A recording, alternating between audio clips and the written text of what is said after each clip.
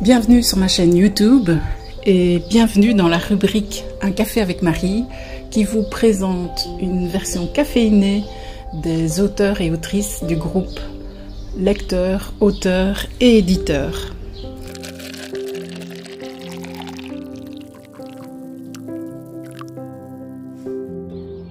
Aujourd'hui, je veux vous présenter Le Marcheur de la forêt, un thriller psychologique signé Fabrice Claes.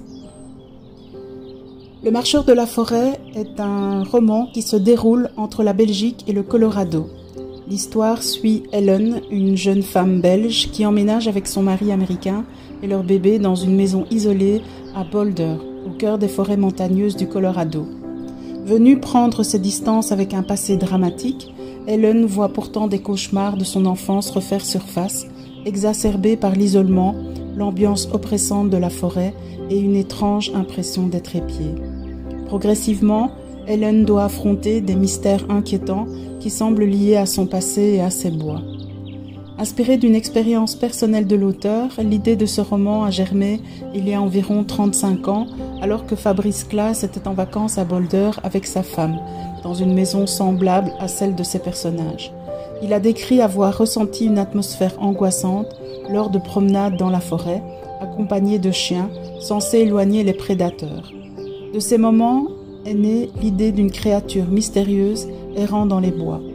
Cependant, ce n'est qu'après plusieurs années et une première version inaboutie que l'auteur s'est senti prêt à raconter cette histoire. Fabrice Claes explique que Le Marcheur de la forêt met en lumière les souvenirs d'enfance enfouis qui, parfois mal interprétés, ressurgissent à l'âge adulte. À travers le personnage d'Ellen, il explore comment les drames, les non-dits et les événements traumatisants façonnent nos vies futures. Le roman traite ainsi des thèmes de la folie, du traumatisme et de la survie dans un environnement hostile où la nature devient un écho des angoisses intérieures de l'héroïne. Fabrice Claes, auteur belge passionné par les récits à suspense, réussit à créer une atmosphère immersive et étouffante où chaque page révèle un peu plus les sombres secrets de ses personnages. La forêt presque vivante agit comme un miroir des peurs et des doutes de Ellen, accentuant la tension et l'angoisse.